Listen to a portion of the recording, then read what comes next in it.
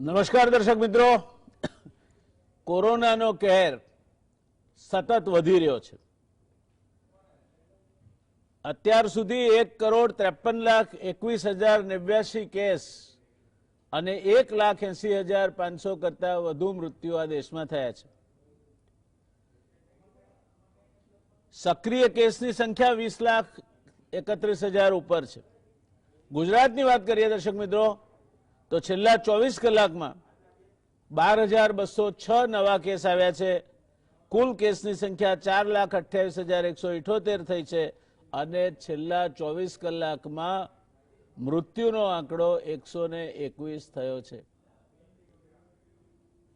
પરિસ્થિતિ વણસી રહી છે. ક્યાંક એમ્બ્યુલન્સ માટે રાહ જોવી પડે છે. જે 12 મિનિટમાં મળતી હતી એ 3.5-4 કલાકે નથી મળતી. સ્મશાનોમાં અંતિમ વિધિ માટે 3-4 કલાકનું વેઇટિંગ ચાલે છે અને રેમડેસિવિર જેવી દવાઓ હજુ પણ મળતી નથી. મેં આજે 3 કિસ્સામાં પ્રયત્ન કર્યો. એ પછી મારા જાત અનુભવ પરથી કહું છું કે રેમડેસિવિર મેળવવી સરકારી હોસ્પિટલોમાં છે, પણ જો તમે જિલ્લાની કોઈ ખાનગી હોસ્પિટલમાં અથવા તો શહેરની કોઈ ખાનગી હોસ્પિટલમાં સારવાર લેતા હો અને ડોક્ટર રેમડેસિવિર લખી આપે તો રેમડેસિવિર ઉપલબ્ધ નથી. એ ઓન રેકોર્ડ કહું છું. આ પરિસ્થિતિમાં થયું છે શું? ક્યાં થાપ ખાઈ ગયા છે આપણે? ગયા વર્ષના માર્ચમાં આ તકલીફ શરૂ થઈ હતી. 26મી માર્ચે પહેલો કેસ આવ્યો હતો. ત્યારથી આપણે જાણે કે કોરોનાની કાળઝાળ ગરમીમાં શેકાવા માંડ્યા હતા. પણ નવેમ્બરનો અંત થયો, ડિસેમ્બર આવ્યો, ધીરે ધીરે કોરોના ઘટવા માંડ્યો અને આ શહેરમાં દૈનિક કેસની સંખ્યા 200થી નીચે પહોંચી ગઈ. આ પરિસ્થિતિમાં પાછો એકદમ ઉછાળો આવ્યો. માર્ચના મધ્યથી ચાલુ થયો. સતત 25,000 કરતા વધારે કેસની ગતિએ અઠવાડિક સરેરાશ વધી રહી છે. 3 લાખ કરતા વધારે દૈનિક કેસો થાય આખા દેશમાં. તે પરિસ્થિતિ આપણે પહોંચ્યા છીએ.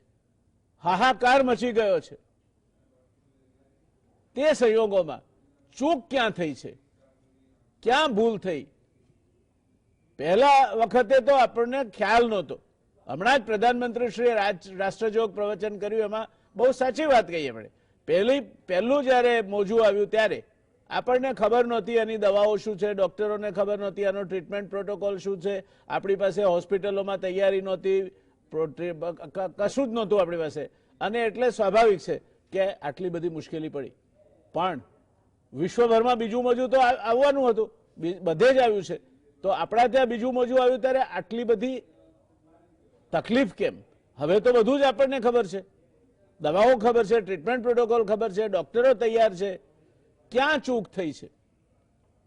ક્યાંક નામદાર હાઈકોર્ટને ફિટકાર લગાવવો પડે, ક્યાંક બીજી કોઈ સંસ્થા તરફથી ક્યાંક કોઈ વાત આવે. ત્યારે આજે આપણે આ દેશના એક સર્વોત્કૃષ્ટ વકીલોમાંના એક, સુપ્રીમ કોર્ટ બાર એસોસિએશનના પ્રમુખ થવો એ એક બહુ મોટા હોદ્દાની બાબત છે. એવા બાર એસોસિએશનના 3 વખત પ્રમુખ થનાર અને વિદેશોમાં પણ પોતાના જ્ઞાનથી બહુ મોટી વૈશ્વિક સંસ્થાઓને, લંડન સ્કૂલ ઓફ ઇકોનોમિક્સ અથવા એના સમકક્ષ બીજી વૈશ્વિક સંસ્થાઓમાં પણ ભાષણો આપીને જેમણે સૌને પ્રભાવિત કર્યા છે, એવા આપણા પોતાના ગરવા ગુજરાતી દુષ્યંતભાઈ દવે આજે આપણી સાથે જોડાવાના છે. દુષ્યંતભાઈ, આપનું હાર્દિક સ્વાગત છે આ ચર્ચામાં. આપણે થોડા મોડા ચાલીએ છીએ, પણ એ સમય તો આપણે પાછળ થોડો વધારી દઈશું. એટલે અમે આપના અનુભવને અથવા આપની વાતને જરા પણ ગુમાવવા માંગતા નથી. દુષ્યંતભાઈ, શરૂઆત કરીએ આપણે આ ચર્ચાની. તો મેં જેમ કહ્યું તેમ આ બીજો વેવ છે. પહેલા વેવમાં સાચી વાત કહી પ્રધાનમંત્રીશ્રીએ કે આપણને અનુભવ નહોતો, આપણી પાસે ડોક્ટરોને પણ ટ્રીટમેન્ટ પ્રોટોકોલ ખ્યાલ નહોતો, દવાઓ કઈ વપરાય તે ખબર નહોતી, હવે તો બધી ખબર છે. તો આ પ્રકારની નિસહાય પરિસ્થિતિમાં આપણે આવી જઈએ એવું કેમ બન્યું છે, શું લાગે છે આપને? સૌથી પ્રથમ તો હું આપના દર્શકોને વંદન કરતા દરેક જે કોરોનાના પેશન્ટનું મૃત્યુ થયું છે એમાં આત્માને શાંતિ મળે એ માટે પ્રાર્થના કરું છું. દરેક કોરોનાનો પેશન્ટ ગુજરાત કે આખા હિન્દુસ્તાનમાં જે અત્યારે સફર થઈ રહ્યો છે એ જલ્દી સારી થાય એવી બે હાથે પ્રાર્થના કરું છું.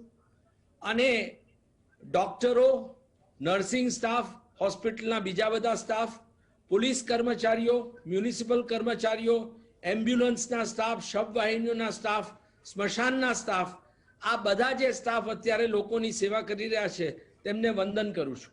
સૌ પ્રથમ આ બધાનો આપણે ખૂબ ખૂબ આભાર માનવો જોઈએ કે એમણે આપણે માટે આજે જે કર્યું છે તે ખરેખર બહુ જ એક ઉત્તમ કામ કર્યું છે. સરકાર કમ્પ્લીટલી ફેલ થઈ છે, પણ આ લોકોએ જે માનવતા દાખવી અને દેશની 1 વર્ષથી સેવા કરી છે તેને માટે કોઈ પણ શબ્દો આપણી પાસે એવા નથી કે જેમનો આપણે એમનો આભાર માની શકીએ. હવે આપના પ્રશ્નનો જવાબ આપતા હું કહું કે આ જે અત્યારે ક્રાઇસિસ છે એને આપણે ખરેખર જોઈએ તો એક મેનમેડ ક્રાઇસિસ છે.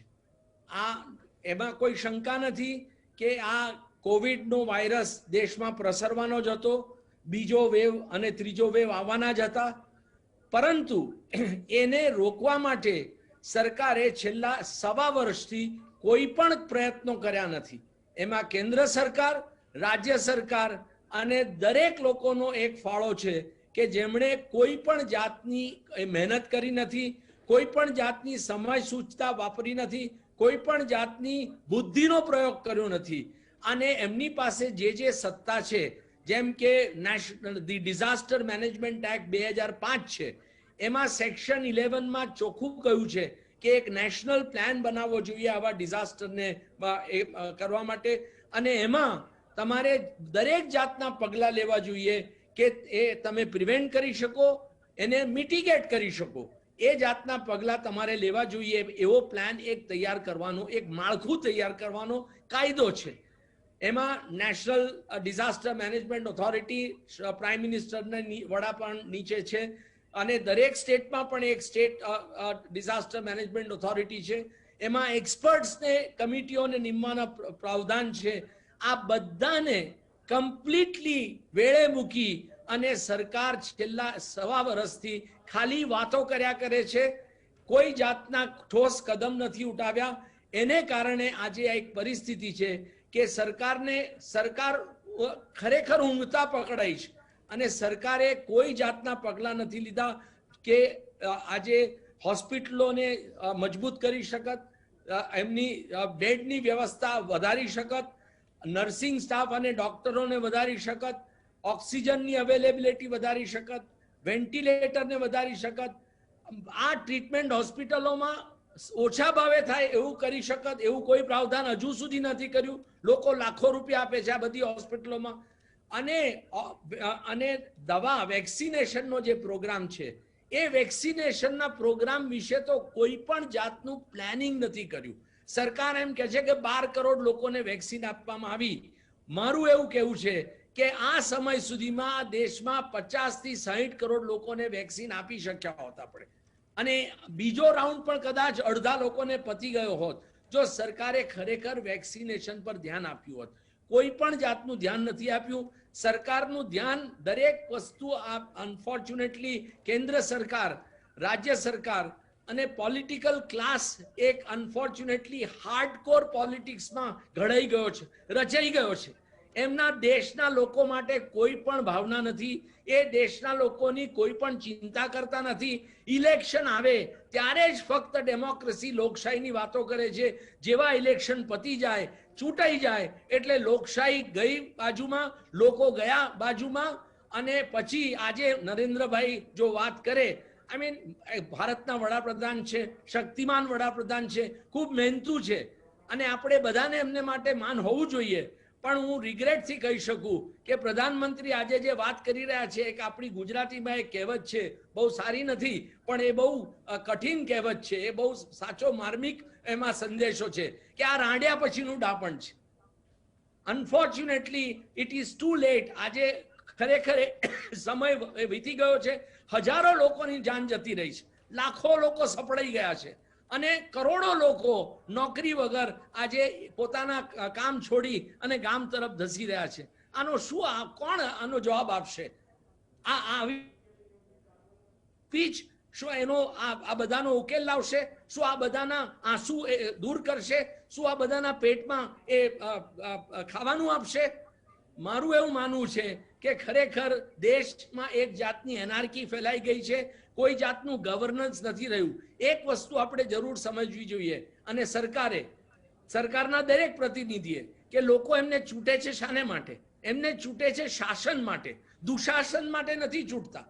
અને આ ક્લિયર છે આ કેસ, આ જે ક્રાઇસિસ અત્યારે કે સરકાર દુશાસન એકદમ દુશાસનથી ચાલી રહી છે, which is a matter of great regret. અને આ ખરેખર એક દુઃખની વાત છે. કેવી રીતે આ દુઃખ વ્યક્ત કરું? અને આ ટીવી પર સીન જોતા હું આખા દિવસમાં 2-4 વાર મારી આંખમાંથી આંસુ આવી જાય છે અને એટલી બધી હેલ્પલેસનેસ છે જયનારાયણભાઈ કે આપણને કલ્પના ના આવે કે આ લોકોનું દુઃખ આપણે કેવી રીતે દૂર કરી શકીએ. અને only way we can do it is to raise down voice against the mismanagement of the government. લોકોને કહીએ આપણે કે તમે અવાજ ઉઠાવો, તમે આ સરકાર જે કહે છે, તમે જે પીરસે છે એ ના ખાઈ લો, એ સરકારને પ્રશ્ન પૂછો. આપણે એમ નથી કહેતા કે સરકાર સામે બળવો કરીએ, ના, પણ સરકારને પ્રશ્ન પૂછીએ, પ્રધાનમંત્રીને પ્રશ્ન પૂછીએ, દરેક મિનિસ્ટરને, દરેક એમપી, દરેક એમએલએ, દરેક બ્યુરોક્રેટને કે તમે શું કરતા હતા? તમે ઊંઘતા હતા?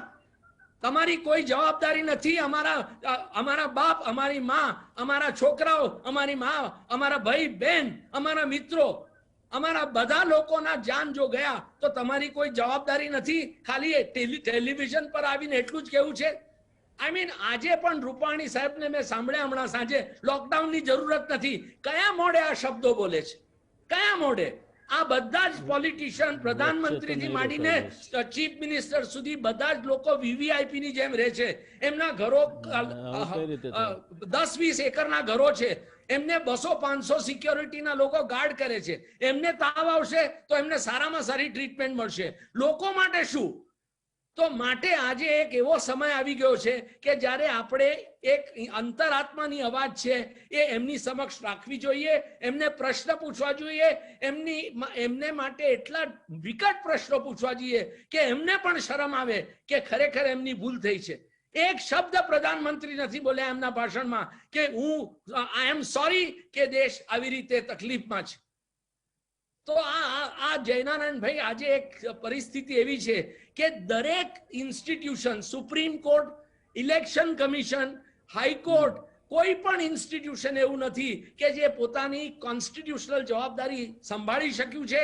અને એ જો એમણે સંભાળી હોત, એમણે લોકો માટે જો લાગણી રાખી હોત તો આ દરેક ઇન્સ્ટિટ્યુશન વુડ હેવ ઇન્ટરવીન અને સરકારને માર્ગદર્શન આપત, સરકારને રોકત, સરકારની સામે ઠોસ કદમ ઉઠાવત, પણ નથિંગ ડુઈંગ. આ એક પણ ઇન્સ્ટિટ્યુશને દેશ માટે કંઈ કર્યું નથી. અને દરેક જણ સરકારની વાહવા, પ્રધાનમંત્રીની વાહવા કરવામાં જ બેઠા છે, બાકી કોઈ આગળ નથી જતું. આજે જ જુઓ, સુપ્રીમ કોર્ટે, અલ્હાબાદ હાઈકોર્ટે કહ્યું કે 5 સિટીમાં લોકડાઉન લાવો. અને હાઈકોર્ટને ખબર છે પરિસ્થિતિ શું છે. સુપ્રીમ કોર્ટ તો દિલ્હીમાં બેઠું છે, એમને શું ખબર? તરત સુપ્રીમ કોર્ટે સ્ટે કરી દીધો. કારણ કે શ્રી તુષાર મહેતા, સોલિસિટર જનરલ સાહેબ એવું કહ્યું કે આ તો પોલિસી ડિસિઝન છે, આવો અચાનક લોકડાઉન ના કરી શકાય. અરે તુષારભાઈ, તમે ભૂલી ગયા કે તમારા પ્રધાનમંત્રીએ 5 કલાકની નોટિસ આપીને 24 એપ્રિલ 2020 લોકડાઉન કરેલું અને દેશને રૂઈ ખુવાર કરી નાખેલો. તો આજે ખરેખર જ્યારે જરૂર છે ત્યારે કેમ પ્રધાનમંત્રી અને બીજા બધા વિચારી નથી રહ્યા કે લોકડાઉનની જરૂર છે? તેનાથી કંઈક આનો અંત આવી શકે, આને રોકી શકાય. લાગણીશીલતા, આપનો પ્રકોપ સમજી શકાય તેમ છે, પણ સરકારમાં તો હર્ષવર્ધન જેવા આરોગ્ય મંત્રી છે જે ખુદ ડોક્ટર છે. આપને નથી લાગતું કે રાજ્ય સરકાર આરોગ્ય બાબતમાં બંધારણ પ્રમાણે તો જવાબદારી રાજ્ય સરકારની થાય છે અને રાજ્ય સરકારો દરેક પક્ષોની છે, તો રાજ્ય સરકારોએ પોતે જે કરવું જોઈએ તે પોતાની ફરજમાંથી સંપૂર્ણપણે વિચલિત થઈ છે એવું લાગે છે આપને?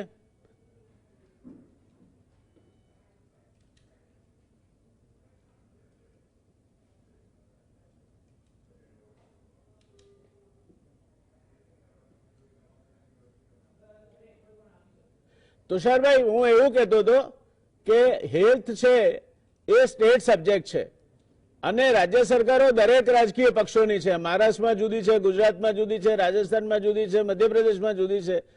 તો રાજ્ય સરકારોને પોતાના રાજ્ય પૂરતી તો જવાબદારી વહન કરવી જોઈતી હતી એવું લાગે છે આપને? આ બધી જ રાજ્ય સરકારો સાગમટે નિષ્ફળ ગઈ છે એવું કેવું છે આપનું?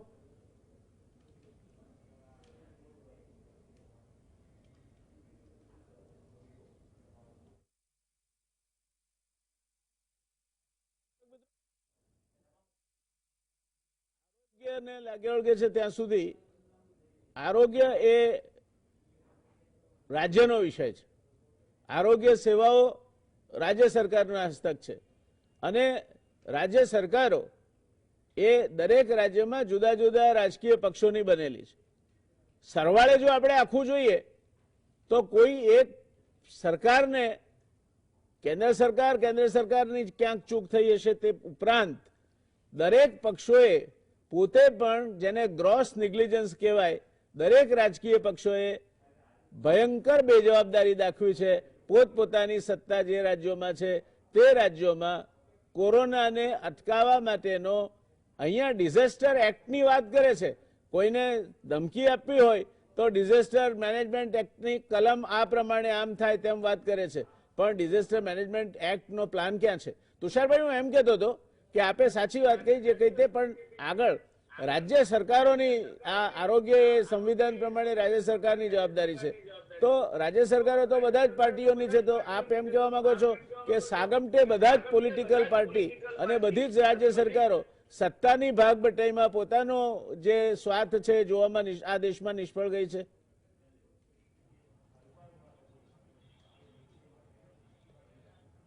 હેલો. હાજી તુષારભાઈ.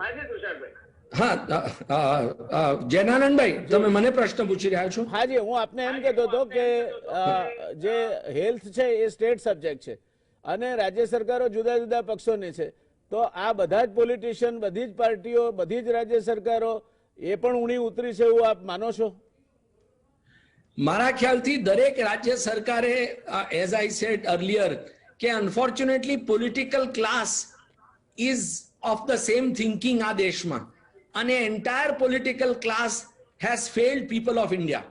એમાં કોઈ પાર્ટી બાકી જ નથી, કારણ કે દરેક જે રાજ્યમાં જ્યાં કોંગ્રેસ સરકાર છે, જ્યાં બીજેપીની સરકાર છે કે બીજા બધા પાર્ટીઓની સરકાર છે, એ બધાએ આ જે વાવાઝોડું આવી રહેલું એ વાવાઝોડાના સંકેતો સમજ્યા નહીં અને એ વાવાઝોડાને કેવી રીતે રોકવું એના કોઈ ઠોસ કદમ આગળ લીધા નહીં.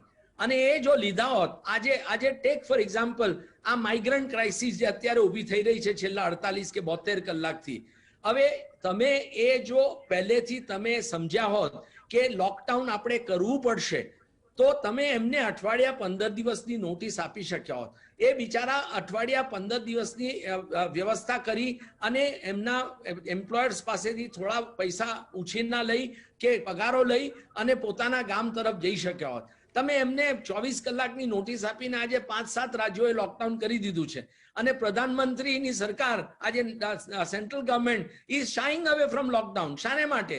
તો પછી તમે 500 કેસીસ હતા 24મી એપ્રિલ 2020, 500, ત્યારે તમે લોકડાઉન શાને માટે કર્યું? તો તમે કહો કે એ લોકડાઉન ખોટું હતું અને આજે 2,60,000 કેસ દિવસના થાય છે તો લોકડાઉનની જરૂરત નથી. આ કઈ જાતની વિચારસરણી છે? એટલે મારું ચોક્કસ માનવું છે કે આમાં એવી, જયનારાયણભાઈ, આ એક એવો પ્રશ્ન છે કે આમાં પાર્ટી પોલિટિક્સ ભૂલી અને પ્રધાનમંત્રી, બીજેપી પાર્ટી, દરેક ઓપોઝિશન પાર્ટી, એમના નેતાઓ બધાએ સાથે મળી અને એક નેશનલ યુનિટી સરકાર જેવી ઇન્ફોર્મલ રચના કરવાની હતી. ભલે એ લોકો સરકાર ના કહેવાય, પણ એ લોકો એક કાઇન્ડ ઓફ યુનિટી તૈયાર કરી અને સાથે જો વિચાર કરી અને પગલા લીધા હોત તો શું છે કે એક દરેક આજે જે પોલરાઇઝેશન થઈ ગયું છે દેશમાં અનફોર્ચ્યુનેટલી, કારણ કે નરેન્દ્રભાઈ અને ખાસ કરીને અમિતભાઈ નો તો બહુ સીધો હિસાબ છે કે જેટલું બને એટલું દેશમાં પોલરાઇઝેશન કરો અને જેટલું બને એટલું ઓપોઝિશનને ગાળો આપો. આ એક સમય નથી એવો. આજે ગઈકાલ સુધી અમિતભાઈ અનફોર્ચ્યુનેટલી બંગાળમાં જઈ અને મમતાબેન માટે ગમે તેમ બોલીને આવ્યા છે. એમને પ્રધાનમંત્રી 2 દિવસ પહેલા જઈને ત્યાં હજારો લોકોની મેદનીમાં માસ્ક વગર લોકોને કહ્યું કે તમે આવ્યા છો આટલી બધી એમાં હાજરીમાં, હું બહુ ખુશ છું, તમારો આભાર માનું છું. હવે આ પ્રધાનમંત્રી અને હોમમંત્રી જે આજે આટલા પાવરફુલ છે, આટલા રિસ્પેક્ટ છે, એમને આ શોભાયમાન નથી. તો આ એક એવી પરિસ્થિતિ છે, બહુ જટિલ પરિસ્થિતિ છે કે લોકોને માટે તમારે કામ કરવાનું હોય તો તમારે બધાએ સાથે બેસી સાથે વિચાર કરી અને સાથે સોલ્યુશન લાવવા જોઈએ. એનો કોઈ પ્રયત્ન નથી. આજે પ્રધાનમંત્રીના ભાષણમાં પણ એક પણ આ વિશે ઉલ્લેખ નથી. ધન્યવાદ આપે દુષ્યંતભાઈ, ખૂબ સાચી વાત કહી. મને એક પ્રસંગ યાદ આવે છે. જ્યારે લંડનની ટ્યુબ રેલવેમાં બોમ્બ ધડાકા થયા, બ્રિટિશ પ્રાઇમ મિનિસ્ટર એ વખતે વિદેશમાં હતા, ત્યારે ત્યાંના લીડર ઓફ ઓપોઝિશનને મીડિયાએ પૂછ્યું કે તમારે શું કહેવું છે, તો એનો જવાબ સાંભળવા જેવો છે. એણે કહ્યું કે this is attack on Britain, we condemn it. આ બ્રિટન ઉપરનો હુમલો છે ને, અમે એની ભર્ત્સના કરીએ છીએ. બીજો જવાબ હતો કે our sympathies go with those who have suffered the losses. જેમને નુકસાન થયું છે, જેમની મોત થઈ છે, એમના પ્રત્યે અમારી સહાનુભૂતિ છે. પણ ત્રીજો જવાબ એ હતો કે at this hour of crisis, we are confident the government must be doing whatever is required to be done. આ લીડર ઓફ ઓપોઝિશન કહે છે. આ જ્યારે દેશમાં વિરોધ પક્ષની ગુણવત્તા હોય અને આ જ દેશમાં એક સત્તાધારી પક્ષની આ ગુણવત્તા હોય, ત્યારે લોકશાહી સરકારો ચાલી શકે છે. વિરોધ પક્ષ એ અભિપ્રાય જુદો હોઈ શકે, એ તમારો હરીફ છે, દુશ્મન નથી. એ વાતનું જ્યારે તમને ભાન પડે ત્યારે દેશમાં લોકશાહી મજબૂત થાય છે. બિલકુલ દુષ્યંતભાઈની વાત સાથે સંમત થયા વગર રહેવાતું નથી. દુષ્યંતભાઈ, હું ફરી પાછો એક નાના બ્રેક પછી આપની પાસે આવું છું, પણ એ પહેલા આપને વિચારવા માટે એક પ્રશ્ન મારે તમારા પાસે મૂકવો છે.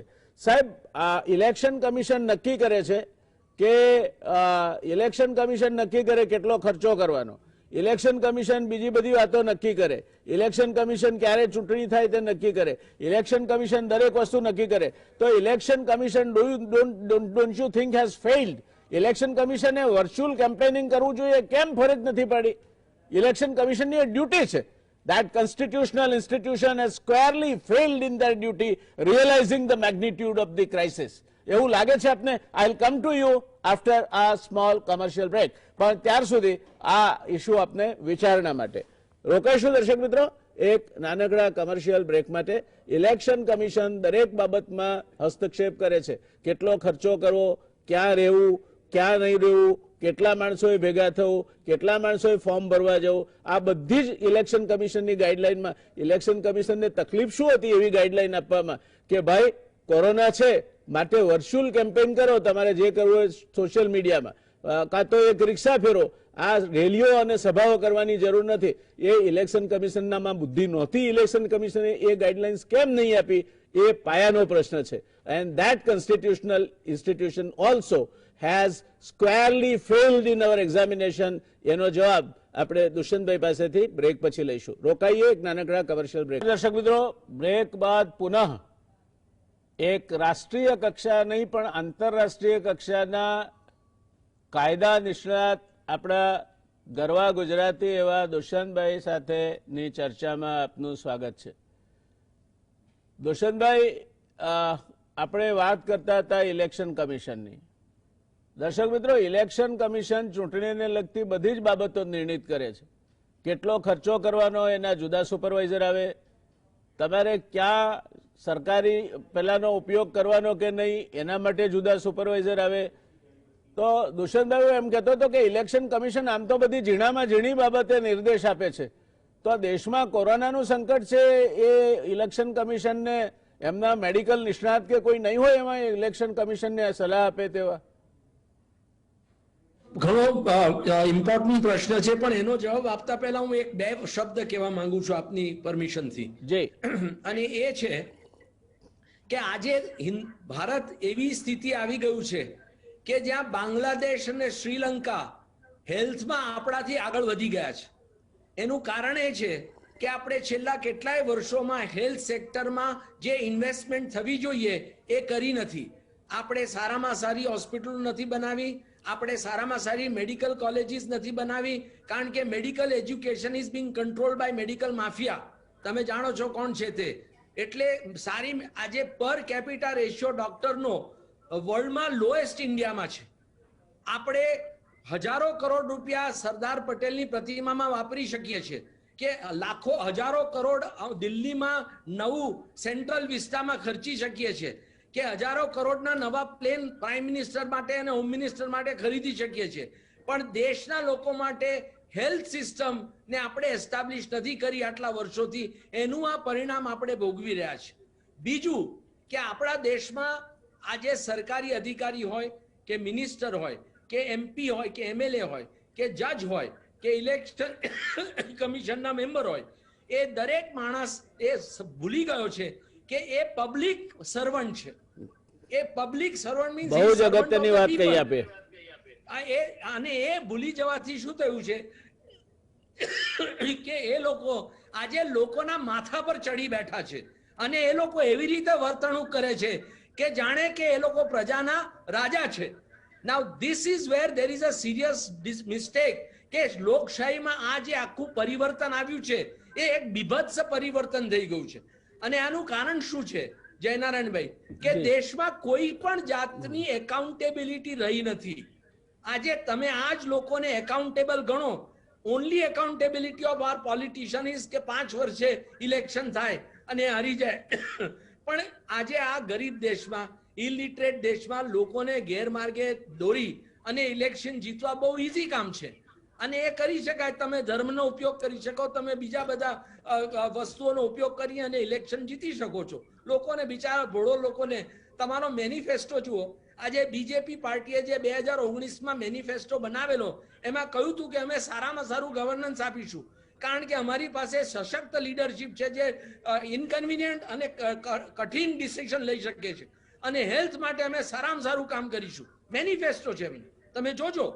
પણ એમાંથી એક શબ્દ એ લોકોએ પાલન નથી કર્યો, અને આજે લોકો ભોગવી રહ્યા છે. એ લોકો કે જે લોકો આજે એમનો વોઇસ નથી, જે લોકો બિચારા સફર કરે પણ એમને કોઈ સાંભળનાર નથી, અને આ સ્થિતિમાં એમને લાવનાર એ લોકો સામે કોઈ પણ જાતની એક્શન લેવાશે નહીં. એટલે શું આનો લોકશાહીનો અર્થ છે? એટલે આપણે ખરેખર વિચાર કરવાનું જેવું છે કે આપણે દેશને કયા માર્ગે હવે લઈ જવો છે, કારણ કે આ ખૂબ જ સક્ષમ દેશ છે, દેશના લોકો ખૂબ જ સક્ષમ છે, પણ બિચારા મને એવું લાગે છે કે આ રાજકારણીઓ અને આ પબ્લિક સર્વન્ટ્સના સકંજામાં સપડાઈ ગયા છે, અને એને કારણે દેશની પ્રગતિ જે થવી જોઈએ એ થઈ નથી રહી. Now having said that, election commission એક ફંડામેન્ટલ પ્રિન્સિપલ છે ઇલેક્શનનો કે ફ્રી એન્ડ ફેર ઇલેક્શન કરવા જોઈએ. હવે ફેર ઇલેક્શનનો મતલબ એ થયો કે લોકોની તબિયત, લોકોની હેલ્થને ધ્યાનમાં રાખીને તમે ઇલેક્શન કરો. તો શું ઇલેક્શન કમિશન ઇઝ બ્લાઇન્ડ કે વેસ્ટ બેંગોલમાં, આસામમાં, તામિલનાડુમાં આજે જ્યારે દેશમાં કોરોના કૂદકે અને ભૂસકે વધી રહેલો, તો આ બધું કરવું જોઈએ? તામિલનાડુમાં તમે એક સેશનમાં ઇલેક્શન કરો છો, બંગાળમાં 8 કરો છો, આસામમાં 5 કરો છો. શાને માટે? કોઈ પણ જગ્યાએ આવું તમે સાંભળ્યું છે? આખી વર્લ્ડની તમે કોઈ પણ જગ્યાએ ઇલેક્શન જુઓ, કોઈ જગ્યાએ election is not spread into number of days. દરેક જગ્યાએ એક જ દિવસે ઇલેક્શન થાય અને પતી જાય. આ બધું શાને માટે કરે છે? આઈ થિંક એ લોકોએ સમજવું પડશે. અને મારા ખ્યાલથી ઇલેક્શન કમિશને ખરેખર લોકોને એક દુર્દશા લાવ્યા છે, અને એમણે લોકોને જવાબ આપવો પડશે, અને જવાબ જો નહીં આપે તો એમણે ભગવાનને જવાબ આપવો પડશે કે શાને માટે આ બધા લોકોને મૃત્યુના તરફ એ લોકોએ દોર્યા, શાને આ માટે આ લોકોને હોસ્પિટલ તરફ દોર્યા, અને એની જવાબદારી ઇલેક્શન કમિશન ખરેખર આ ભોગવવી પડશે. જી દર્શક મિત્રો, 2 મુદ્દા આમાંથી અગત્યના નિપજે છે. જે ભારત સરકારે બજેટ પહેલા ઇકોનોમિક સર્વે મૂક્યો, તેમાં એવું લખ્યું છે કે જો જીડીપીના 3% આરોગ્યની આંતરમાળખાકીય સવલતો સારી બનાવવા માટે ખર્ચવામાં આવે તો સામાન્ય માણસના ગજવામાંથી આરોગ્ય જાળવણી પાછળ ખર્ચાતા ખર્ચમાં 45%નો બચાવ થઈ શકે. આ વાત દુષ્યંતભાઈએ પણ કહી છે, એ સંપૂર્ણ તર્કબદ્ધ છે. ઇલેક્શન કમિશનની બાબતમાં તો ટેલિવિઝન પર રોજ રેલીઓ થતી હોય, મોટી મોટી સભાઓ થતી હોય, દરેક પક્ષની, એમાં કોઈ પક્ષ એમાંથી બાકાત નથી. તો ઇલેક્શન કમિશને નક્કી કર્યું છે કે ટેલિવિઝન નહીં જોવાનું, કોઈ પણ પ્રકારનું કોગ્નિઝન્સ નહીં લેવાનું, કોઈ પણ પ્રકારની ગાઈડલાઇન્સ નહીં આપવાની. કેમ તમે વર્ચ્યુઅલ પ્રચાર કરવાની ગાઈડલાઇન્સ નહીં આપી શક્યા? શેના માટે દરેક રાજકીય પાર્ટી પોતપોતાની રેલીઓ કરે?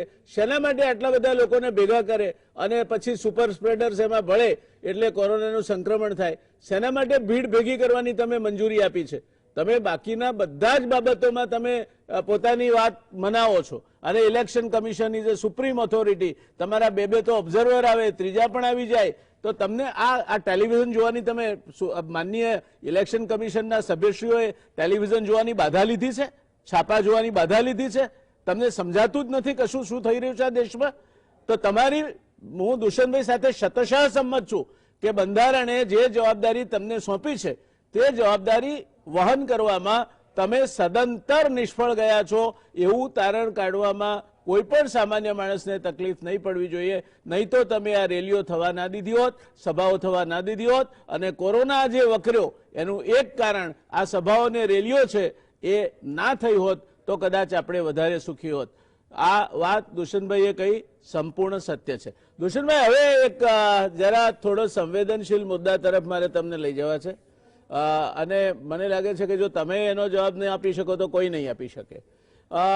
નામદાર હાઈકોર્ટે હમણાં ફટકાર લગાવી સ્ટેટ સરકાર ગવર્મેન્ટને.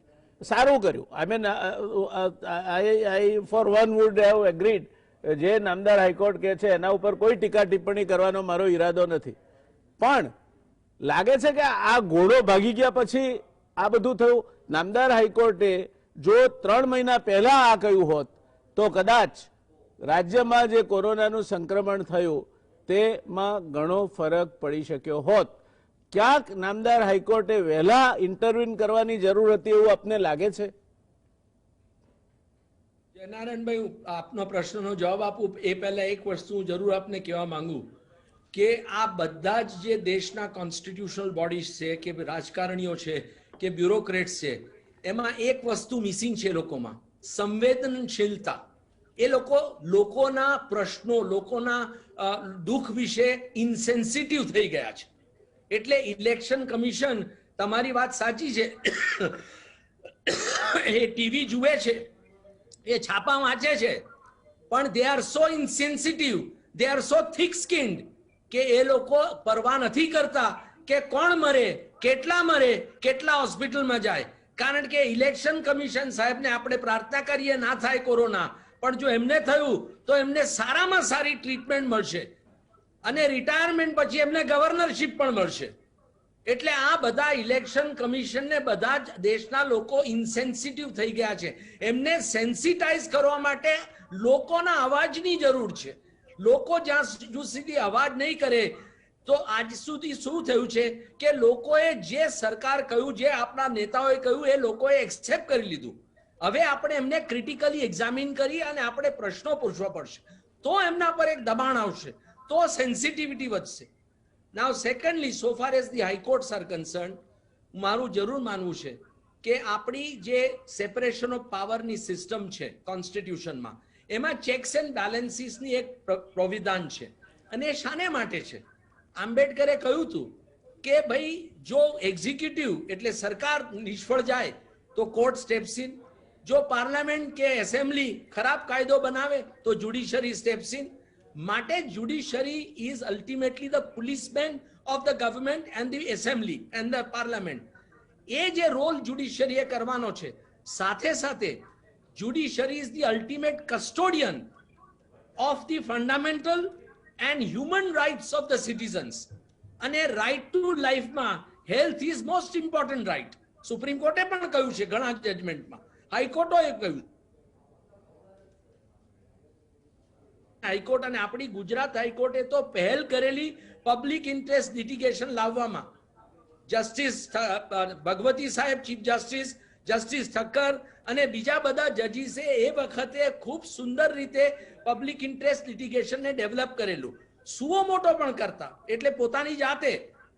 તો એ જે તમે આપની વાત કમ્પ્લીટલી સાચી છે કે high court should have acted long back, high court should have seen the writing on the wall, અને high court should have directed government કે તમે ઠોસ કદમ ઉઠાવો.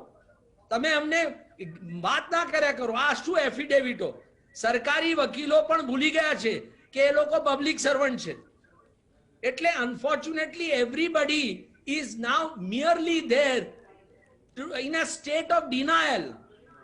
એ જ્યાં સુધી આ લોકો પોતે પોતાનું આ જે મંતવ્ય છે, પોતાનું આ જે માનસિક વિચારસરણી છે એ બદલશે નહીં અને એક્સેપ્ટ નહીં કરે કે હા પ્રોબ્લેમ છે અને પ્રોબ્લેમને કેવી રીતે એડ્રેસ કરવો છે, ત્યાં સુધી કંઈ નહીં થાય.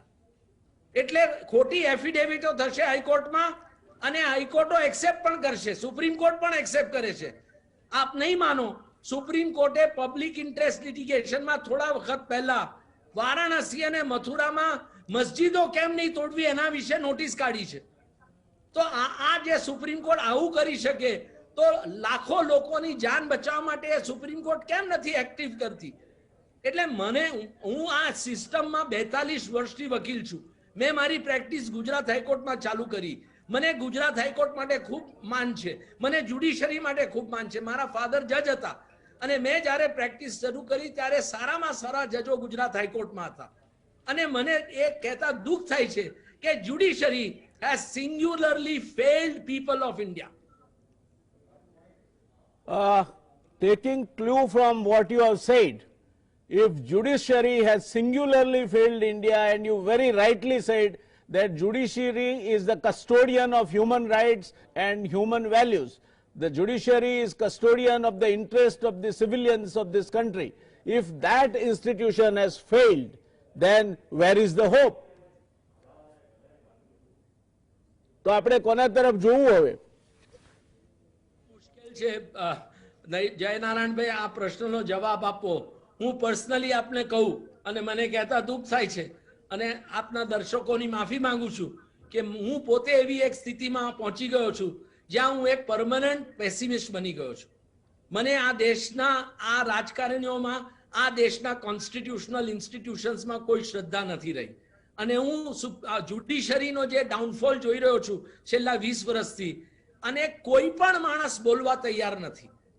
કોઈ પણ માણસ, જજીસ પણ બોલવા તૈયાર નથી જે સારા. એવું નથી કે જ્યુડિશરીમાં સારા જજીસ નથી, દેર આર આઉટસ્ટેન્ડિંગ જજીસ, પણ એ લોકો પણ અંદરથી બોલવા તૈયાર નથી. દેર આર આઉટસ્ટેન્ડિંગ લોયર્સ, પણ કોઈ પણ વકીલ બોલવા તૈયાર નથી. તમે કોઈ પણ ટોપ ઇન્ડિયાના 50 વકીલોને કહો કે તમે ટેલિવિઝન પર આવીને જ્યુડિશરીને ક્રિટિસાઇઝ કરો કે સરકારને ક્રિટિસાઇઝ કરો ઓબ્જેક્ટિવલી, હું નથી કહેતો કે ક્રિટિસાઇઝ કરવા ખાતર, નહીં બોલી શકે. ના, આ જો સિસ્ટમ થઈ ગયો મારી જ્યુડિશરીમાં, તો તમે કોમન મેનનો શું વિચાર કરો? આજે પ્રેસ જુઓ તમે, શાને માટે આ પ્રેસ આજે દેશમાં લોકોના પ્રશ્નો ઉઠાવતું નથી?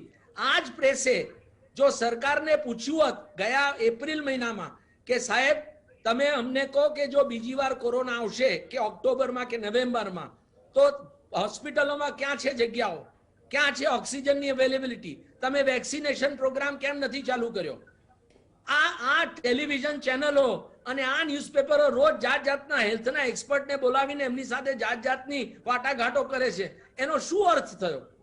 તદ્દન according to me with greatest respects, because many of these people are outstanding physicians and doctors and all, મને એમને માટે માન છે અને એમણે જે 1 વર્ષથી કર્યું છે ખરેખર આઉટસ્ટેન્ડિંગ છે. એમની સાથે મારે કોઈ ગ્રીવન્સ નથી. પણ આ મીડિયાએ જે કરવું જોઈતું હતું, સરકારને બોલાવીને પ્રશ્નો પૂછવાના હતા કે માનનીય રૂપાણીજી તમે અમને કહો કે 50,000 કેસ ગુજરાતમાં થશે તો ક્યાં છે હોસ્પિટલ, ક્યાં છે ઓક્સિજન, ક્યાં છે વેન્ટિલેટર, ક્યાં છે વેક્સિન્સ, ક્યાં છે દવાઓ સસ્તી? આજે એક કોવિડના પેશન્ટને 5, 10, 20 હજારની દવા ઘર બેઠા થાય છે. એમની પાસે પૈસા છે? તો આ બધા પ્રશ્નોના જવાબ શું? અને તમારે ધારો કે નોકરી જાય તમારે, તો તમે સરકાર, તમે એમને કંઈ આપવા તૈયાર છો? કંઈ મેન્ટેનન્સ. તો શાને જુઓ તમે જયનારાયણભાઈ, કેટલા દુઃખની વાત છે કે common main has suffered the most during Covid period, પણ ફાયદો કોને થયો છે? દેશના 100, 200, 500 ટોચના ઉદ્યોગપતિઓને, જેમની વેલ્થ બિલિયન્સ ઓફ ડોલર વધી ગઈ છે. તો સરકાર કેમ એવો કાયદો નથી લાવતી કે કાં તો એ લોકો પોતાની વેલ્થના જે કમાયા છે કોવિડ પીરિયડમાં એ વેલ્થના 10-20% લોકો માટે ખર્ચે, અથવા સરકાર એના પર 30% વેલ્થ ટેક્સ નાખે. તમારો સ્ટોક માર્કેટ 50,000 જાય એ કઈ આ દેશનો પ્રગતિ છે? એટલે આખો જે કમ્પ્લીટલી મિસડાયરેક્ટેડ જે દેશ ચાલી રહ્યો છે એ એક દુઃખની વાત છે. અને આના વિશે મીડિયામાં કોઈ જાતના પ્રશ્નો નથી થયા, ઇલેક્ટ્રોનિક મીડિયામાં નહીં, પ્રિન્ટ મીડિયામાં નહીં. અને that is a matter of great regret, because unless and until media is powerful, the politicians will not be in check, the bureaucrats will not be in check, the judiciary will not be in check. તમે આજે જુઓ અમેરિકામાં president ટ્રમ્પને કેમ હરાવ્યા લોકોએ? કોવિડની એમની મિસહેન્ડલિંગને કારણે.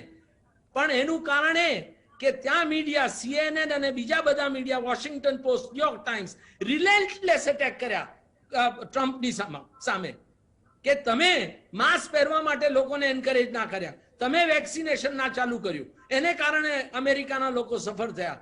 અને એને કારણે અમેરિકાના લોકોએ નક્કી કર્યું કે આ માણસ દેશ માટે સારો નથી, અમે એને કાઢી મૂકીશું. પણ મીડિયાનો આ એક પોઝિટિવ રોલ હતો. તો હું એવું માનું છું જરૂર. અને એનું કારણ છે કે આપણા દેશનું મીડિયા મોટા ભાગે ઉદ્યોગપતિઓના હાથમાં છે. અને એ લોકોને નેચરલી એમના હિતમાં નથી કે સરકારની વિરુદ્ધ કોઈ પ્રોગ્રામ કરે કે સરકારની વિરુદ્ધ કોઈ પ્રશ્નો ઉઠાવે. એમને તો પોતાની જ વેલ્થ ઇન્ક્રીઝ કરવી છે. એટલે આપનો જે પ્રશ્ન છે ને કે ભાઈ શું ભવિષ્યમાં થશે, ઇટ ઇઝ રિયલી ઇમ્પોસિબલ જયનારાયણભાઈ કે આ દેશને કેવી રીતે આપણે ઉગારી શકીએ. ધન્યવાદ દુષ્યંતભાઈ. દર્શક મિત્રો, બે મુદ્દા દુષ્યંતભાઈની વાત સાથે જોડીને તમારી સામે મૂકવાનું મન થાય છે. એક તો ટ્રમ્પ પ્રેસિડેન્ટ તરીકે ચાલુ હતા, એમનું ભાષણ ચાલતું હતું અને બરાબર અડધા ભાષણે અમેરિકાના મીડિયાએ ભાષણ બ્લેકઆઉટ કરી દીધું કે આ જૂઠાણા ફેલાવે છે. આ મીડિયાની તાકાત છે. મીડિયા એ ચોથી જાગીર કહેવાય છે. મીડિયા જ્યારે પોતાનું ત્રીજું નેત્ર ખોલે છે ત્યારે ભલભલી સત્તાઓ બળીને ભસ્મ થઈ જાય છે. એક ખાલી મૂકેલું એડિટોરિયલ જનસત્તાના છાપામાં રમણલાલ શેઠને મહાન બનાવી ગયું. આ મીડિયાનો પ્રતાપ છે. આ મીડિયા પાસે ક્ષમતા છે. દુષ્યંતભાઈ, આ દૂર કરવું હોય તો એક બાબત તો એવી લાગે છે કે જ્યુડિશિયરી હોય કે સનદી સેવાઓ હોય કે પછી ઇલેક્શન કમિશન કે કેગ જેવી સંવિધાનિક સંસ્થાઓ હોય, એમાં જે લોકો છે એમને તમારે પોસ્ટ રિટાયરમેન્ટ બેનિફિટ જે આપ્યું હોય તે આપો, પણ they should not be offered any appointment for any kind of job by the government in power. મૂળ આ બધાનું જે આ સડો થયો છે એનું મૂળ એ છે કે દરેકને રિટાયરમેન્ટ પછી કંઈક જોઈએ છે. રિટાયરમેન્ટ પછી ગાડી ચાલે, બંગલો ચાલે, રિટાયરમેન્ટ પછી પોતાનો જે ટેવો છે એ ચાલતી રહે સરકારના ખર્ચેને જોખમે, એ દરેકને જોઈએ છે. અને એટલે રિટાયરમેન્ટ પછી સનદી સેવાઓ, એ પછી આઈએએસ હોય, આઈપીએસ હોય, આઈએફએસ હોય કે આઈઆરએસ હોય, એમને કોઈ એક્સટેન્શન નહીં આપવું જોઈએ, કોઈ સમિતિમાં એમની નિમણૂક નહીં થવી જોઈએ. અને this should also be true for judiciary or any other constitutional institutions. તો જ મને લાગે છે કે આ સરકાર ડિપેન્ડન્સી જે આવી ગઈ છે એ સરકાર પાસેથી I scratch your back, you scratch my back, આ એકબીજાની જે મિલીભગતમાં ચાલે છે, ગોર ગાંધીનું સહિયારું એવો પ્રયોગ છે, તે કદાચ અટકી શકે. આ બાબતમાં શું મત છે આપનો? જયનારાયણભાઈ, હું આપની સાથે સંમત છું, પણ એક વસ્તુ એમાં એડ કરું કે નોટ ઓનલી પોસ્ટ રિટાયરમેન્ટ પણ એમના સિલેક્શન માટે જ આપણે એક એવી વ્યવસ્થા ઊભી કરવી જોઈએ કે આપણે આ દરેક પોઝિશન, કોન્સ્ટિટ્યુશનલ પોઝિશન જે હોય, જજોની હોય કે કેગની હોય કે પછી ઇલેક્શન કમિશનની હોય કે સીબીઆઈના ડિરેક્ટરની હોય, આ બધી જ પોઝિશનની અપોઇન્ટમેન્ટ આપણે એક ફિયર્સલી ઇન્ડિપેન્ડન્ટ બોડી ક્રિએટ કરીએ અને એ બોડીમાં સરકારનો કોઈ પણ એ ના હોય અને એ બોડી આ લોકોને સિલેક્ટ કરે તો કદાચ કંઈક આપણે એમની સારી અપોઇન્ટમેન્ટ કરી શકીશું. હું એવું નથી કહેતો કે દરેક અપોઇન્ટમેન્ટ આજે જ્યુડિશરીમાં ખરાબ છે કે સરકારમાં ખરાબ છે કે કોન્સ્ટિટ્યુશનલ બોડીમાં ખરાબ છે, પણ ઘણા બધા એવા એપોઇન્ટમેન્ટ થઈ રહ્યા છે કે જે ના થવી જોઈએ અને એને કારણે આ ઇન્સ્ટિટ્યુશન્સની ઇન્ડિપેન્ડન્સ, એને કારણે આ ઇન્સ્ટિટ્યુશન્સની એક પ્રભાવ હોવો જોઈએ, એક મોભો હોવો જોઈએ, એ રહ્યો નથી અને that is a matter of great regret. બીજું આપને કહું ખાસ in the sense of press role કે પ્રાઇમ મિનિસ્ટર કેર ફંડ વખતે પ્રધાનમંત્રી અને સરકાર, કેન્દ્ર સરકારે કે કરોડો રૂપિયા ખર્ચીને જાહેરાત આપી અને લોકોને એન્કરેજ કર્યા કે તમે પ્રધાનમંત્રી કેર ફંડમાં પૈસા આપો. મેં પણ આપ્યા, સબસ્ટેન્શિયલ અમાઉન્ટ મેં પણ આપ્યા છે, નોટ નોઈંગ કે આ પૈસા બધા ત્યાં જશે અને કોઈ જાતનું એમાં ઓડિટિંગ નહીં આવે સીએજીનું અને એ એક પ્રાઇવેટ ટ્રસ્ટ તરીકે સુપ્રીમ કોર્ટ ઠરાવશે. અનફોર્ચ્યુનેટલી મેં પોતે જ આર્ગ્યુ કરેલો કેસ અને સુપ્રીમ કોર્ટે અમારી દલીલો માન્ય ના રાખી અને કહ્યું આ છેલ્લા વર્ષમાં એમની પાસે 10,000 કે 15,000 કરોડ રૂપિયા જે કંઈ આવ્યા હશે એનો એક પણ ઉલ્લેખ આવ્યો છે કોઈ પણ પ્રેસમાં? અને એ ટ્રસ્ટે પણ કહ્યું છે કે અમે કયા સારા કામ માટે આ પૈસા વાપર્યા છે? તો આ એક બહુ દુઃખની બાબત છે કે પ્રધાનમંત્રી જે પોતે એક સારું વ્યક્તિત્વ ધરાવે છે, જે પોતે એક ખૂબ ઓનેસ્ટ માણસ છે, એ શાને માટે આ બધું ચલાવી લે છે એ બહુ કંઈ સમજાતું નથી. there is a complete dichotomy between his persona and his policies. અને આ જે ડાયકોટોમી છે એ ડાયકોટોમી દૂર કરવાની ખૂબ જરૂર છે અને અનલેસ એન્ડ અન્ટિલ. અને બીજું જેમ આપે કહ્યું એમ કે રિટાયરમેન્ટ પછી તો હાઈકોર્ટ અને સુપ્રીમ કોર્ટ જજોને કોઈ પણ જાતનું કામ નહીં કરવા દેવું જોઈએ, ના આર્બિટ્રેશનનું, ના ઓપિનિયન વર્ક. કારણ કે ઘણા જજીસ ને ચીફ જસ્ટિસોને મેં જોયા છે કે ઓપિનિયન વેચી છે પોતાના લેટર હેડ પર, વકીલો લખીને જાય અને એ લોકો સહી કરે. મેં મારી નજરે જોયા છે એવા કેસીસ. તો એ લોકોને કોઈ પણ જાતની બીજી અપોઇન્ટમેન્ટ પણ નહીં મળવી જોઈએ. આ બધા જ લોકોને આખી જિંદગી એ લોકોને ફૂલ પે આપવો જોઈએ. આપણે રિસ્પેક્ટેબલી દોશરભાઈ 1 મિનિટ માટે પોસ્ટ રિટાયરમેન્ટ કોઈ જાતની પોઝિશન લેવાની 1 મિનિટ માટે રોકાઈશું, પછી આપણે કન્ક્લુડિંગ કરીશું. વચ્ચે 2-3 મિનિટનો એક નાનકડો બ્રેક આવશે 2 મિનિટનો. પછી આપની કન્ક્લુડિંગ રિમાર્ક્સ માટે again I will come back to you. We are not concluding this. આ ડિસ્કશન આપણે પૂરું નથી કરતા. 2 કે 3 મિનિટનો એક હેડલાઇન્સ માટેનો બ્રેક આવશે, પછી પાછો હું આપની પાસે આવું છું. રોકાઈએ એક નાનકડા બ્રેક માટે.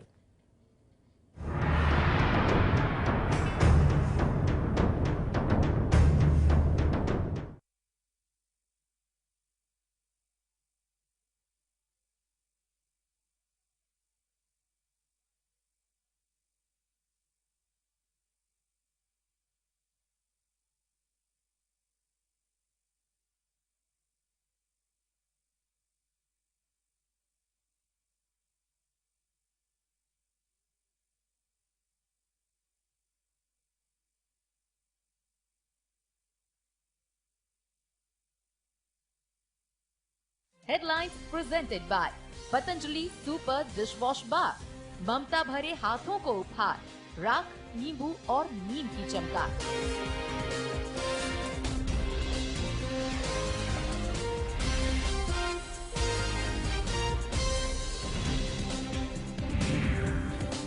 વડાપ્રધાને કર્યું રાષ્ટ્રજોગ સંબોધન. કહ્યું આપણે કોરોનાના તોફાનને હરાવીશું, દેશને લોકડાઉનથી બચાવવો છે, રાજ્યો અંતિમ વિકલ્પ તરીકે કરે ઉપયોગ.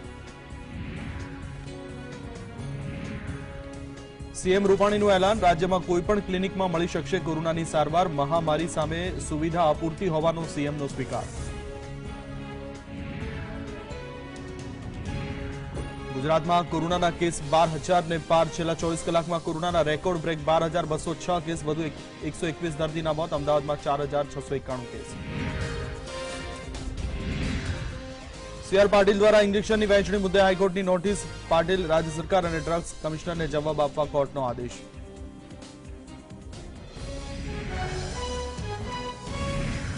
કોરોનાની સ્થિતિને લઈને હાઈકોર્ટની સુનાવણી પૂરી. 108ના વ્યવસ્થાપન સામે ટકોર, વિગતવાર સોગંદનામું કરવા આદેશ.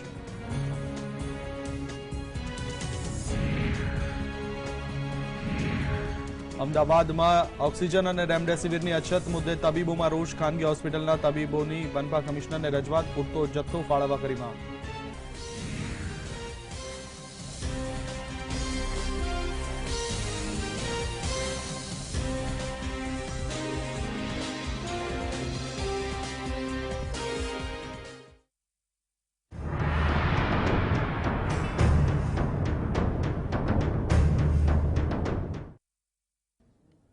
નમસ્કાર દર્શક મિત્રો. લોકશાહીની વ્યાખ્યા કોણ જાણે કેમ હવે બદલાતી જતી હોય તેવું લાગે છે. દુષ્યંતભાઈ સાંભળતા હશે, લોકશાહીની વ્યાખ્યા આપણે ભણતા હતા, government by the people, for the people, of the people. દુષ્યંતભાઈ ઉચ્ચારો એના એ રહ્યા છે, પણ પેલા BY ના બદલે ક્યાંક BUY થઈ ગયું છે. ચૂંટણીઓ આવે એટલે ખરીદો, વચનો આપો, જે તમે માગો તે બધું જ આકાશમાંથી લાવીને તમને તારા આપી દઈશું. દારૂ, પૈસાની રેલમછોલ બધી જ પાર્ટીઓ. અને ચૂંટણીમાં બાય ધ પીપલ.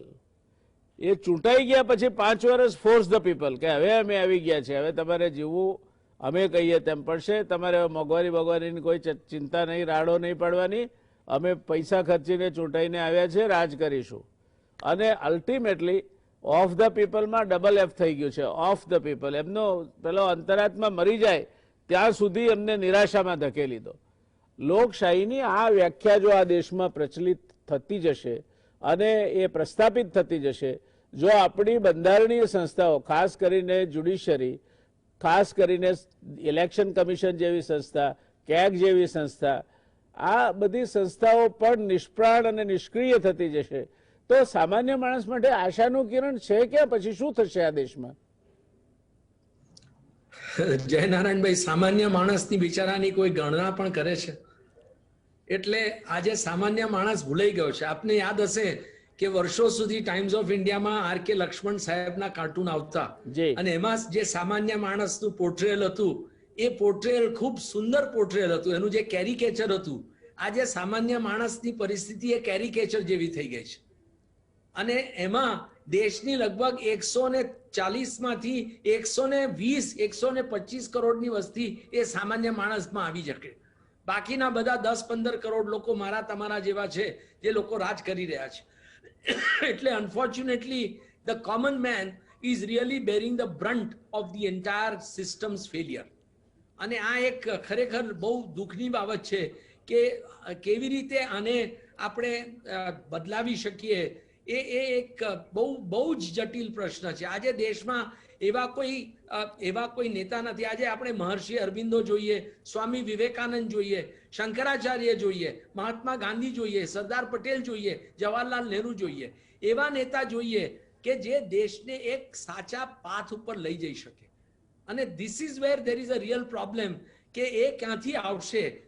જે આવા કેરિસ્મેટિક લીડર્સ, આવા કેરિસ્મેટિક ભારતીયો કે જે લોકોને ખરેખર આમાંથી તકલીફમાંથી બહાર લાવી અને લોકોને લઈ જઈ શકે. એ બહુ એક ખરેખર ડિફિકલ્ટ પ્રશ્ન છે. એક વાત મારે આપને પૂછવી છે, મારા મનમાં મૂંઝવણ છે, અને અમારા દર્શક મિત્રો માટે પણ કદાચ આપની વાત એક સાચા માર્ગદર્શન રૂપ પુરવાર થશે. અમદાવાદમાં કાંકરિયાનું તળાવ છે. હવે કાંકરિયાના તળાવમાંથી માટીના વાસણથી પાણી લઈએ, પતરાની ડોલથી લઈએ, સોનાના ગળાથી લઈએ કે ચાંદીના પાત્રથી લઈએ, પાણી તો કાંકરિયાનું છે. હવે આ જે આપણે વાત કરી, જ્યુડિશિયરીની વાત કરી, અધિકારીઓની વાત કરી, રાજકારણીની વાત કરી, બધાની, એ બધા પેલું પાણી તો કાંકરિયાનું છે, સમાજમાંથી આવે છે. તો આપને લાગે છે કે જો આ બદલવું હોય તો સમાજે બદલાવવું પડશે?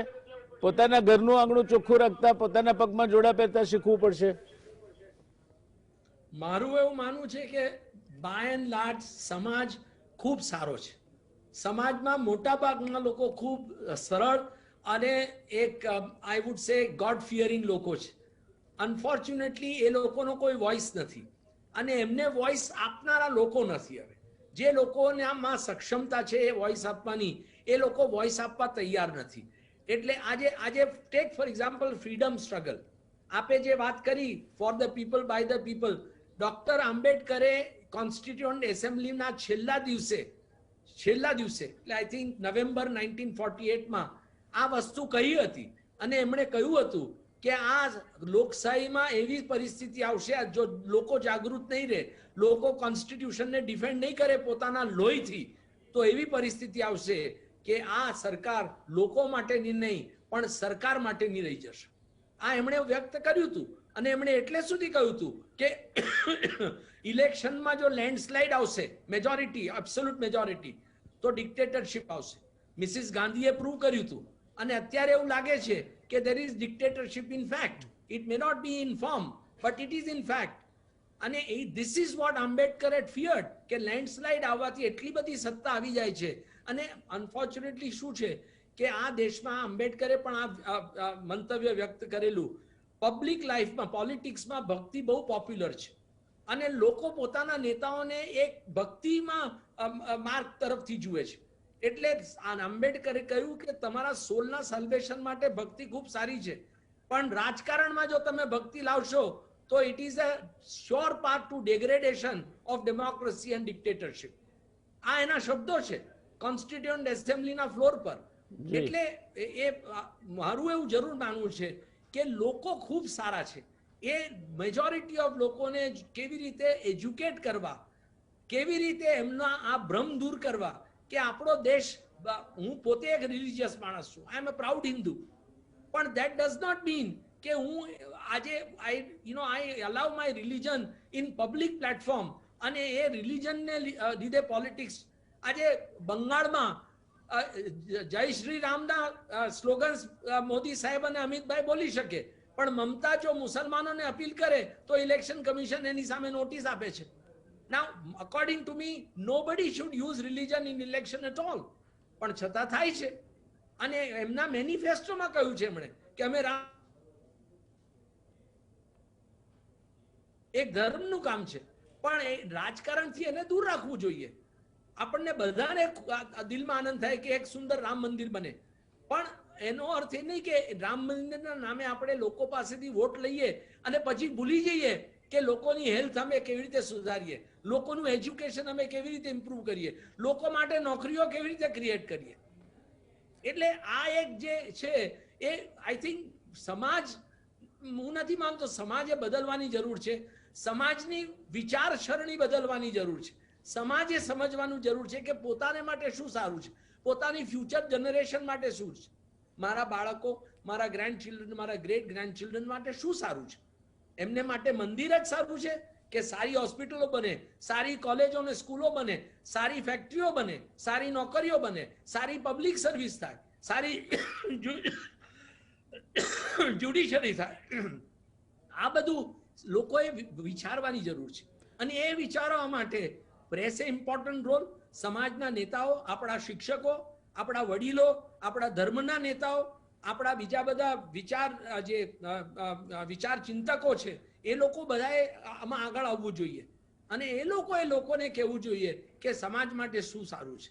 ફ્રીડમ સ્ટ્રગલમાં સૌથી વધારે ફાળો વકીલોનો હતો. આપ જાણો છો, મહાત્મા ગાંધીથી માંડીને જવાહરલાલ નહેરુ, સરદાર પટેલ સહિત હજારો વકીલો ફ્રીડમ સ્ટ્રગલમાં આવ્યા. આજે હજારો વકીલો આગળ આવવા તૈયાર નથી. આ એક જાતની, it's not a freedom struggle, but yes it is a struggle from, આપણે એક ગરીબીમાંથી મુક્તિ લેવાની છે. એ લોકો ક્યાંક દુષ્યંતભાઈ, એ લોકો લીગલ સેલના મેમ્બર થઈ ગયા છે. બધી પોલિટિકલ પાર્ટીઓએ લીગલ સેલ ખોલ્યા છે, એટલે આ લીગલ સેલના મેમ્બરો પછી વકીલ નથી રહેતા, એવું થઈ જતું છે. પણ મારે કન્ક્લુડિંગમાં આપને બે પ્રશ્નો પૂછવા છે. આજે આપને જવા દેવાનો બહુ મન નથી થતું. આપે બહુ સરસ વાત કહી કે આ દેશમાં મોટામાં મોટો પ્રશ્ન એ જ્યારે બધા દુઃખ વેઠે છે, એટલે પહેલા જ ક્વાર્ટરમાં 2020માં 1 એપ્રિલથી જૂન 30, 2020 આપણો જીડીપી -24.4% દરે ઘટ્યો. ત્યારે આપણા દેશના એક ધનપતિ દર કલાકે 90 કરોડ રૂપિયા કમાતા હતા. આપણા દેશમાં 1% લોકો પાસે 58% વેલ્થ છે, તે 10% લોકો પાસે 90% વેલ્થ છે. હવે આ 1% અને 10%ની વચ્ચેના લોકો આ દેશની દરેક સંસ્થાઓ પર કબજો કરીને બેઠા છે. એને કઈ રીતે છોડાવશો આપ? ઇમ્પોસિબલ છે. અને વર્લ્ડમાં આઈ મીન અનફોર્ચ્યુનેટલી જ્યાં સુધી પ્રેસ સક્ષમ નહીં થાય ત્યાં સુધી આ નહીં થાય. તમે આજે દરેક એરિયામાં જુઓ કે આજે મોબાઈલ ફોનના ચાર્જીસ હોય કે ઇલેક્ટ્રિસિટીના ચાર્જીસ હોય, જે આપણે ડે ટુ ડે ખર્ચા છે, ગેસના ચાર્જીસ હોય, પ્રાઇવેટ સેક્ટરને હાથમાં જાય છે. કે તમે રોડ કન્સ્ટ્રક્શન જુઓ, આજે એક રોડ પર તમે જાઓ અમદાવાદથી વડોદરા, તો છેલ્લા 15 વર્ષથી ત્યાં 90 કે 100 રૂપિયા જ લેવાય છે. હવે કેટલા કરોડો અબજો રૂપિયા કલેક્ટ થઈ ગયા. એ રોડના કન્સ્ટ્રક્શનની કોસ્ટ 10 વાર રિકવર કરી હશે એને, એના રોડના ડેવલપરે. તો કોઈ પ્રશ્ન પૂછે છે? ના પૂછે, કારણ કે આપણે પૂછી ના શકાય. ઇલેક્ટ્રિસિટીના charges electricity regulatory commission fix કરે છે. જનતા કોઈ દિવસ પૂછી શકે છે? ના, કારણ કે પેલા લોકો જે વીજ કંપનીઓ આપે છે એ લોકો એક્સેપ્ટ કરે છે. ટેલિફોનના ચાર્જીસ છે. આજે unfortunately every business has essential characteristic of becoming a monopolistic entity. અને જેવા એ મોનોપોલિસ્ટિક થઈ જાય એટલે they start abusing their position, dominant position. એટલે એ આપણે બહુ આજે શું થયું છે કે રાજકારણી અને બિઝનેસ વચ્ચે અને બ્યુરોક્રેટ વચ્ચે એક સાંઠગાંઠ થઈ ગઈ છે. એ સાંઠગાંઠ દૂર કરવી હોય તો શું કરવું એ મને ખરેખર સમજ નથી પડતી. ઘણા આપણા દેશમાં લોકો છે જે આ બધી વસ્તુઓને એડ્રેસ કરી શકે એમ છે. જ્યાં સુધી આ સાંઠગાંઠ દૂર નહીં કરીએ ત્યાં સુધી આ વિશિયસ સાયકલ ચાલ્યા જ કરશે. જી, બહુ જ સાચી વાત કહી આપે. માર્ક ટલીની એક પુસ્તક છે ફ્રોમ રાજ ટુ રાજીવ, એમાં એક પ્રકરણ છે નેતા બાબુ રાજ, અને આજે આપણે એનો અનુભવ કરી રહ્યા છીએ. નેતા બાબુ અને એમાં હવે આપણે ઉમેરીએ તો ધનપતિ, આ 3 લોકો દેશ ઉપર રાજ કરી રહ્યા છે. એ રાજા છે, બાકીના બધા પ્રજા છે. પણ તો મારો છેલ્લો પ્રશ્ન દુષ્યંતભાઈ, આપના જ જેવા એક અતિ વિદ્વાન કાનૂનવિદ નાની પાલખીવાલાએ એવું કહ્યું છે કે this country is like a donkey laden with golden bars. The donkey feels the load, the donkey does not know the worth and value of the gold, nonetheless it feels the load of it. So how long we are going to be that donkey which will continue to feel the load and does not know the worth and value of our capabilities? જો આજે આપણા દેશની પરિસ્થિતિ આપને કહું, અને આપ કદાચ આપ તો પબ્લિક લાઈફમાં રહ્યા છો એટલે ખબર પડશે કે we are like a rudderless vessel in a sea. આપણે આજે ખરેખર આપણો દેશ ભગવાન ભરોસે છે. અને અનફોર્ચ્યુનેટલી બીકોઝ ભગવાન ભરોસે છે એટલે હજારો લોકો અત્યારે બિચારા ભગવાન ભરોસે જઈ રહ્યા છે. એટલે અનફોર્ચ્યુનેટલી આ જે હું પોતે ઉદ્યોગની વિરુદ્ધ નથી. હું પોતે માનું છું કે આ દેશનું સાલ્વેશન ઉદ્યોગ અને એગ્રીકલ્ચર બંને સાથે ચાલી અને જ કરી શકે એમ છે. પણ ઉદ્યોગમાં બી ક્રોની કેપિટલિઝમ જે આપણા દેશમાં ડેવલપ થઈ ગયું છે, એ ક્રોની કેપિટલિઝમ ઘણું હાર્મફુલ છે. અને એમાં દેશના જે વેલ્યુએબલ રિસોર્સિસ છે, નેચરલ રિસોર્સિસ, માઇનિંગ છે કે બીજા બધા રિસોર્સિસ છે, એ બધા જ રિસોર્સિસ આ લોકોએ જપ્ત કરી લીધા છે. અને એ અનફોર્ચ્યુનેટલી એમાંથી બહાર નીકળવું દેશ માટે ઘણું મુશ્કેલ છે. પણ દેશની પ્રજા એવું છે કે ભારતની ઇતિહાસ છે 5-10 હજાર વર્ષનો, અને એ ભારતની પ્રજા દરેક civilisation goes ups and downs. અત્યારે કદાચ આપણે ડાઉન હોઈશું, ભવિષ્યમાં ઉપર આવીશું. હું જો કે પર્સનલી એવું નથી માનતો આવી શકીશું ઇઝીલી, કારણ કે હું પેસિમિસ્ટ છું. પણ ઘણા લોકો ઓપ્ટિમિસ્ટ છે, મારા મિત્રો ઘણા ઓપ્ટિમિસ્ટ છે, અને એ લોકો બધા પ્રયત્નો કરશે દેશને આગળ લાવવા માટે. અને આઈ પ્રે કે દેશ આગળ વધે. પણ ઇટ ઇઝ વેરી ડિફિકલ્ટ જયનારાયણભાઈ આજે કે આ બધા પ્રશ્નોનો કોઈ સરળ ઉકેલ આવી શકે કે કોઈ ઉકેલ આવી શકે ખરો. It's a very difficult debate જી. અને વન ફીલ્સ વેરી સેડ કારણ કે આપણે દેશના આટલા બધા 130 કરોડ લોકો એમને માટે આપણે બધા જ જવાબદાર છીએ, સ્પેશિયલી આપણે ભણેલા ગણેલા લોકો. સાચી વાત છે. આપણા પર એક જાતની નૈતિક જવાબદારી છે.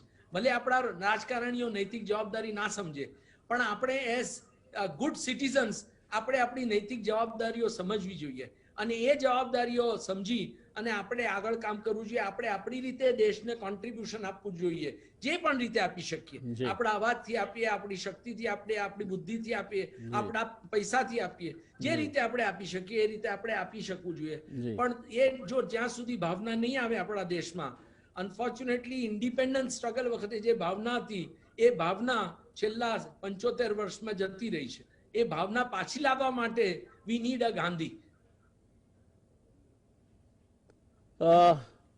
તમને લાગે છે દુષ્યંતભાઈ, આમ તો દરેક બાળકમાં ગાંધી છે. એવો એક ગાયનની પંક્તિઓ છે કે પ્યાર કી રાહ દિખા દુનિયા કો, રોકે જો નફરત કી આંધી, इनमें ही कोई गौतम होगा, इनमें ही कोई होगा गांधी, होगा गांधी. આપણે આવનાર પેઢીમાં આ શ્રદ્ધા સાથે આજની વાતને વિરામ આપીએ.